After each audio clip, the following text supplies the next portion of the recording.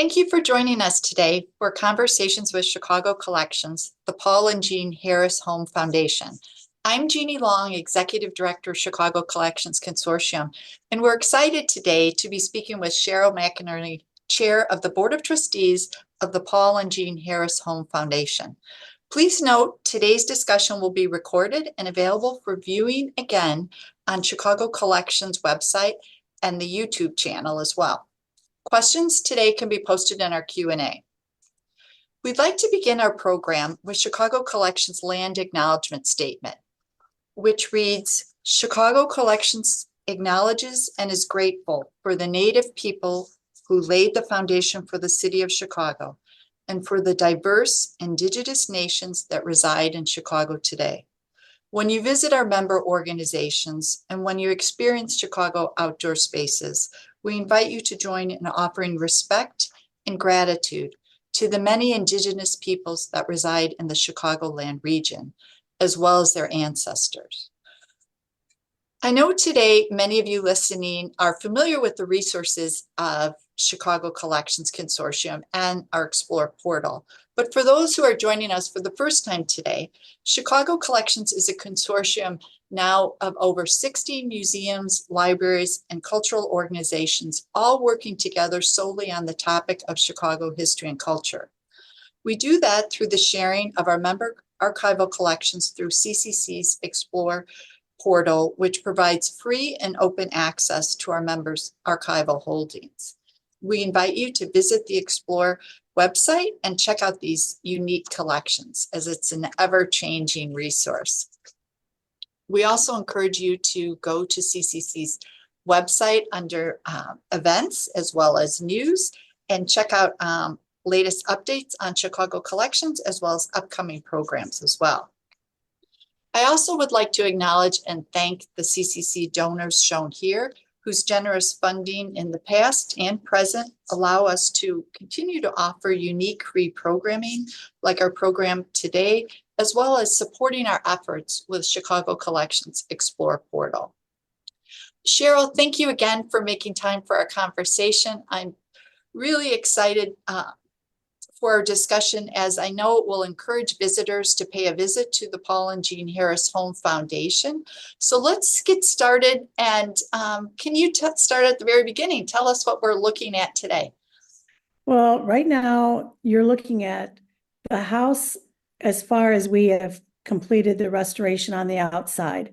So there are still many things that need to be done in the Peace Garden, which is just beyond the scope of this photo. But this is how the house looked back in the 1940s, right before Paul passed away. And it had fallen into disrepair over the years that Paul and Jean did not live there. And so we're very proud of this project.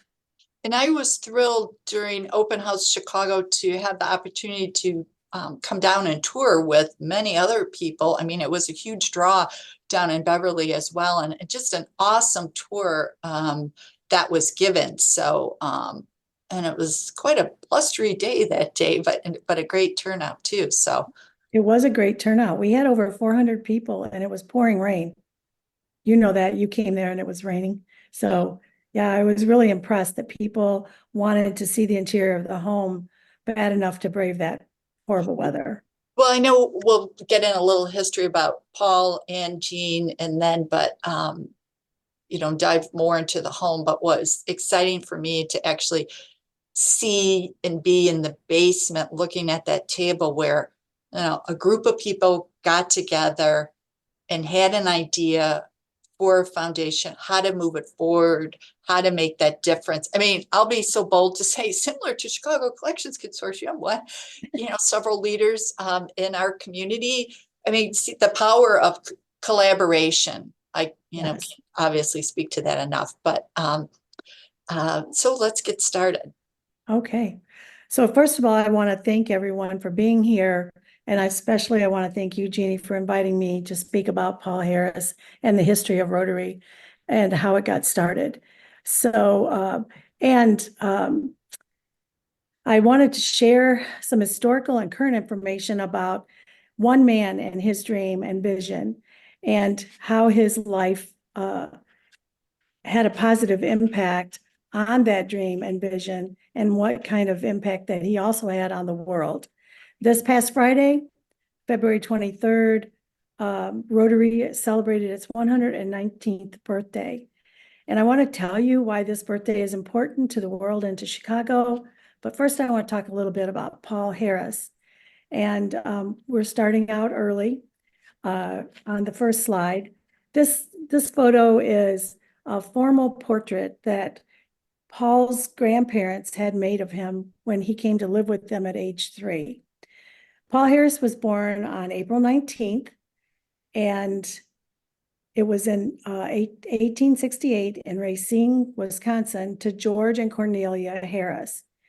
And those times were very hard, and it was especially difficult with 2 young sons to raise. And it became increasingly difficult for his parents to provide a stable home and have enough money to be able to raise the boys. Cornelia, the wife, and Paul's mother taught piano lessons, and George, the father, had joined one of his brothers in a drugstore business, which eventually failed. But as the future grew more uncertain for the family, it was decided that by George's father, Howard, that the boys would come and live with him and his wife so that they could provide their young grandsons with a better life. And because of them, Paul grew up in a very loving family and very loving home, and had an idyllic childhood home. Next slide, please. This photo was taken as Paul entered the University of Vermont in 1886 at the age of 18. Prior to attending the University of Vermont, he attended primary school in Wallingford and secondary school in Rutland, Vermont. During these years, he became known for his mischievous pranks and skipping class. After Paul graduating, liked to have fun. oh, he did.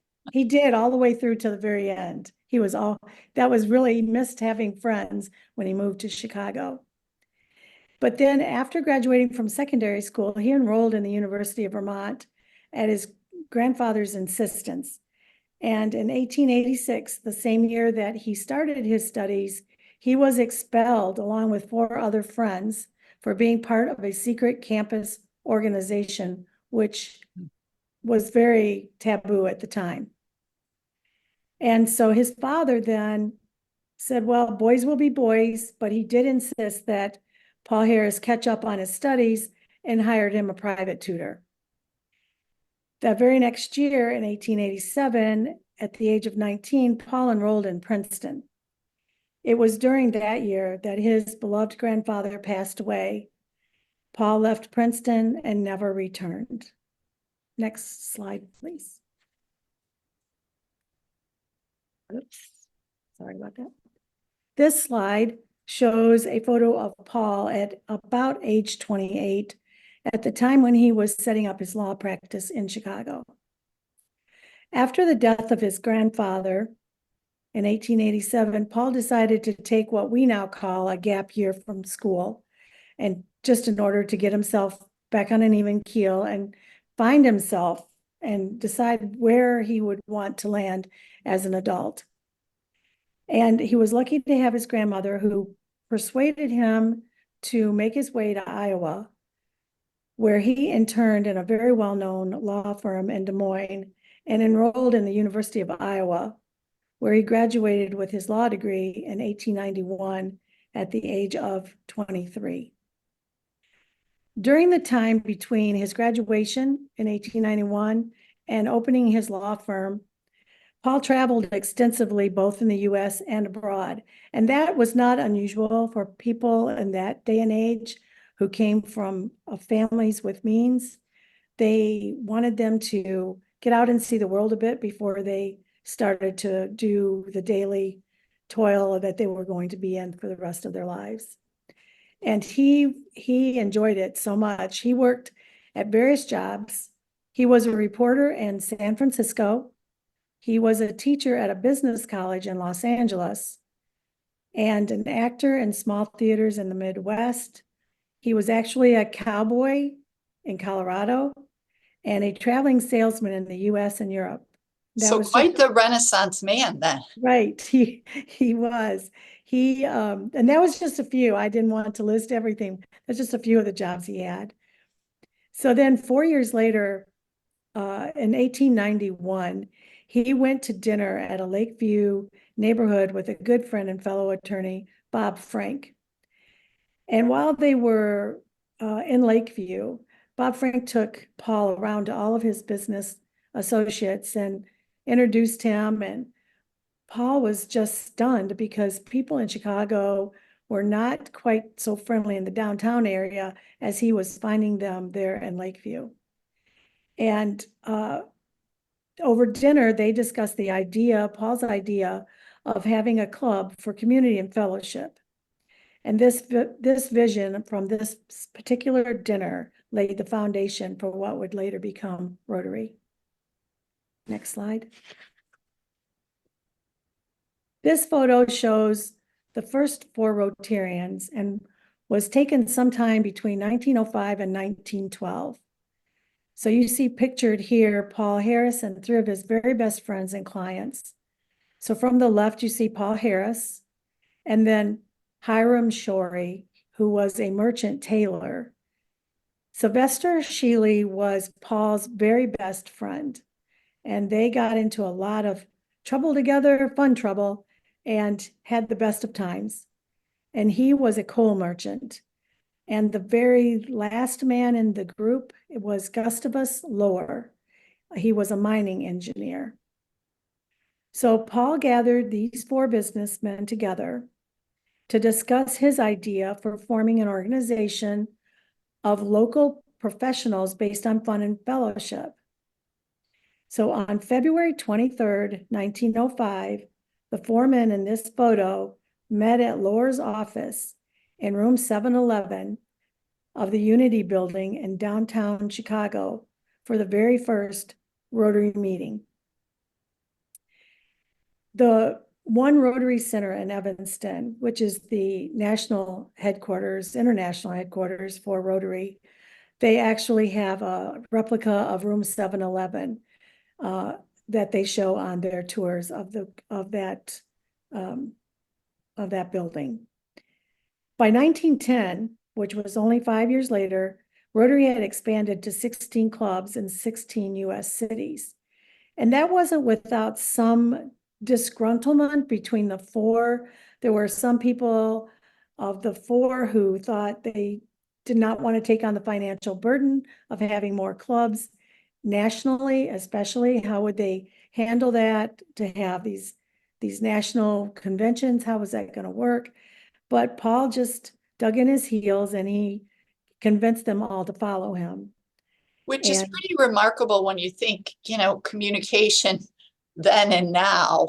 And it wasn't as easy as a click of a button of, sending everything via email, et cetera. So, that's pretty quick expansion too. yes, and they were all going out at that time, talking to people in various cities where they wanted to have clubs. And so convincing them to jump on board. And so of all the ones they visited, 16 did.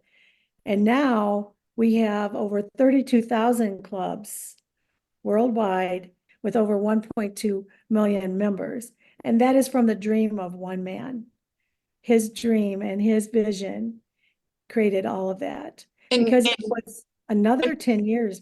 I'm sorry. no, sorry to interrupt, but I was just going to say, with those members, they're active members. I mean, responding to things, health crises during the pandemic, war in Ukraine, responding in a moment's notice. It's Absolutely. pretty amazing the work. Building latrines Mhm. so that in various countries, so that in communities, so that girls could continue to go to school past the age of 13. And that's been a real game changer for the girls, and especially Middle Eastern countries.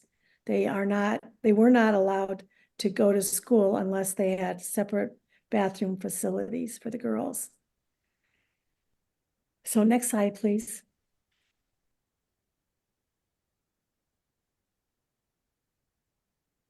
So around the same time, around 1910, Paul had made a comment that he was still leaning towards getting married at some point. He hadn't completely put that idea out of his head. He would love to have the companionship of a wife. And so this photo is of his not then wife, but his later wife. And this is on her wedding day. And the way they met is they had joined the Prairie Club in Beverly, and they took hikes in the Ridge District, which at that time, that was very wilderness. And, but they loved to do that on Sunday afternoons. And so, Paul then was trying to climb over a fence and he tore his jacket. And Jean, who was an excellent seamstress, noticed the tear. So she just kind of put that in her mind that she would talk to him about that after they all started to break up that day for the day. And so at the end of the day, and they were packing up from their hike, Jean approached Paul and she said, you know, I could mend your jacket for you. And so he took his jacket off and gave it to her. And this was the beginning of a great and wonderful love affair. And they married only 4 months later on July 2nd, 1910. Paul was 42, and his Bonnie Jean, as he called her, was only 29. And then just 2 years later, they purchased the Paul and Jean Harris home, which they christened Cumley Bank in honor of her childhood home in Edinburgh, Scotland. And they lived there from 1912 until 1947 when he passed away in the home. During those years that they lived in the home, Jean was very well known in social circles as an adept hostess. They were constantly entertaining international visitors, and she was so charming. Everyone talked about her charm. Next slide. And they never had any children. They never had any children. No. This photo was taken on a visit to New Zealand in 1935 because during their marriage, the Harrises traveled together very frequently, and they traveled extensively, promoting the creation of Rotary clubs around the world. And so they were like Rotary royalty. They went everywhere, and they were able to get governments to help them, help the people of a certain country to create Rotary clubs. And it was a very good partnership. And then when, like I said, when they were at home, they had international visitors on a regular basis, and they entertained a lot in their garden. And when people from different countries, it was a different time then. They could bring plants and things across, the ocean on a steamer and share those with their guests, or their hostesses rather, and their hosts. And so many people brought them trees and a variety of plants, and the Japanese and the Koreans, who were Rotarians, they got together and collaborated to send Paul and Jean this giant size Japanese lantern. And it is still in the place where they put it when they very first got it. So it had survived all those years they lived there. And then all the years where the other people lived in the home changed hands 2 times. And then when we started to do the renovation, it was strapped to a tree and a little shelter built around it so that nothing would happen to it while we were doing the restoration. And just this summer, we actually put it back into its original spot. And so we'll have to take a look at that for the last slide. I'll point that out. So could I please have the next slide? Oh, just once again. So when this photo shows Paul Harris's headstone, which is located in Mount Hope Cemetery in the Beverly Morgan Park area of Chicago. And we have a Paul Harris memorial there. And every international visitor, whether they're from Australia or France or Great Britain, it doesn't matter where they're from, they want to go to the memorial and look at the memorial walkway. There's a lot of dignitaries with their stones on the memorial walkway. And so this is in addition to coming to see the home now. That used to be the only thing that there was to see because we didn't own the home. But in addition to seeing this now, they can have the tour or have a tour and then go and see this. But in December of 1945, just to back up with a little history of this headstone, after an extensive and exhausting travel schedule, Paul and Jean headed to Alabama, which is where they wintered on a routine basis. And it was here that Paul fell ill with suspected pneumonia. And he was so sick, but we have to realize that they did not have antibiotics then. They used sulfur drugs, and it didn't always work for everyone. And so it was very sad that they stayed until March 1946 in Alabama, where they hoped that he would make a full recovery just by resting and having some better nutrition, because when he was traveling abroad, then, his nutrition suffered and he was so thin anyway. They returned to their home in March 1946. And he never fully recovered. He had a difficult time getting around. And in January 1947, he passed away in their bedroom in Comely Bank. And that was a sad moment for everyone in the Rotary world. And it, as with any passing of any great leader, it led to a lot of questions. What would happen now to Rotary? And would they continue on, or would it fall apart? There were just many worries about that. And how would they continue on without their great leader? Next slide, please. So this photo shows the completed home on the outside, and the inside now is completely refurnished. But you'll notice right off to the right, as you're looking at the photo, you'll see the Japanese Korean lantern. And that was his most cherished gift. He loved that beyond everything else that he was presented with. So after Paul Harris passed away, Jean briefly continued to live in the home that they had shared for so many years. But eventually she sold the house and moved back to Scotland to be close to her family, because she did not, while she had many friends, she did not have any family living in the Chicago area.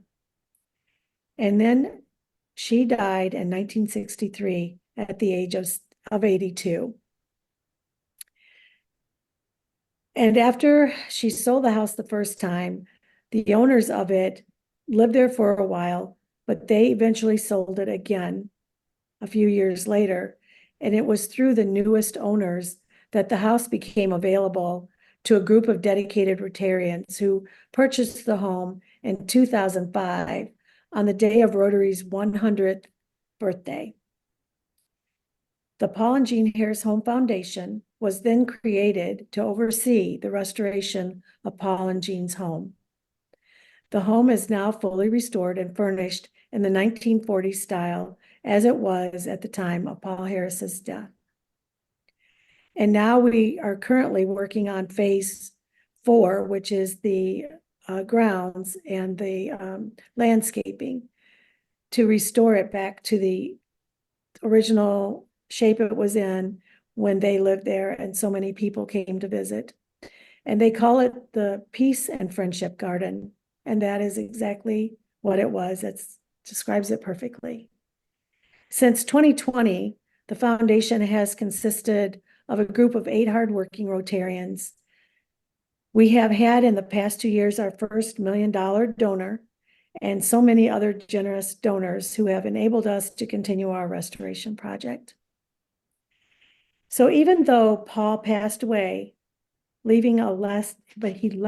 passed away and he left a lasting legacy. Rotary did not disappear, but continued to grow. And even now, the Rotary Club is well known for its work in eradicating polio worldwide. When the polio vaccine was developed and became available as the first line of defense in the fight against this tragic disease, it was Rotary who picked up the banner and carried on and distributed the vaccine internationally to all countries, great and small. This concludes the slide presentation featuring Paul and Jean Harris's history and the history of Rotary. Please visit the website, paulharrishome.org, to request a tour. We'll be glad to set you up with a tour. We have a great group of docents who are on call for any tours. You can come, just a single person can have a tour, and up to groups, whatever. And there is a community room that is built on the back. So if you'd like to have lunch there, we can help you get a caterer or one of the local restaurants to drop off some food, and you can have a picnic there while you want to see the outside of the landscaping. So thank you today for your time. And I would love to have the opportunity to answer any questions you may have. Thank you. Thank you, Cheryl. And there's just so much, as I said, how much I enjoyed the tour that I took when I was down there. One of the questions, a couple questions as it relates to the furnishing within the home and the time period. Obviously, the furnishings speak to the time period, but what are some of the things that are original to Paul and Jean, in terms of what was theirs and how did that come? We actually have very little that is original to the home, but we do have some light fixtures that have been restored. And also we had really great photos of Paul and his buddies in the house when Jean would allow them to be in the main part of the house and not be making them go down the back stairway to the basement for all their shenanigans, singing, smoking cigars, all those guy things. So we have some great photos. So we also have an archivist who was, his career was interior design and interior decorating. So he has a lot of contacts. And so he would put a call out to some of those people. And for instance, we have a photo of Paul Harris standing next to his radio. And he had that photo blown up so he could see what was the brand, what did the dials look like, all of those things. And he sent it to one of his vendors and he put a call out. And we now have an exact old time radio, just like the one Paul had. So we have many things like that. Yeah. And he also had, Paul and Jean had a specific type of chair they had in the garden room. And so he has someone who makes chairs and still had fabric from the 1940s and built special chairs. And because they love Irv so much, they've charged very little, if anything, at all. Sorry. No, go ahead. I was just going to ask you, in the short amount of time we have left though, but what could our listeners look forward to seeing on the Explore portal from the Paul and Jean Harris Home Foundation? Well, do you hope to add? I would hope to add the myriad of photos that I already have. I'd like to add the video, which is a video that we put together for Rotary International, and it gives a tour of the home. So if you couldn't go to the home for an in-person tour, this video will make you feel like you were there. It was Yeah, very we well. encourage people listening today to jump on their website, not only to schedule that visit, but also to as you pointed out, to be able to listen to the video and kind of the, similar to what you shared with us today, that quick overview and of the history of how it came to be and how Rotary came to be. But as I said, that tour and going in the basement to think Yes. of those collective men coming up with their ideas for, for an organization that has brought the world so much good. So, no, Yes. Cheryl, thank you so much for the time today. And we look forward to seeing more on to the information on Explore, but really hearing more from Jean and Paul Harris Home Foundation. So thank you very much. Thank you, Jeannie. Thank you for having me.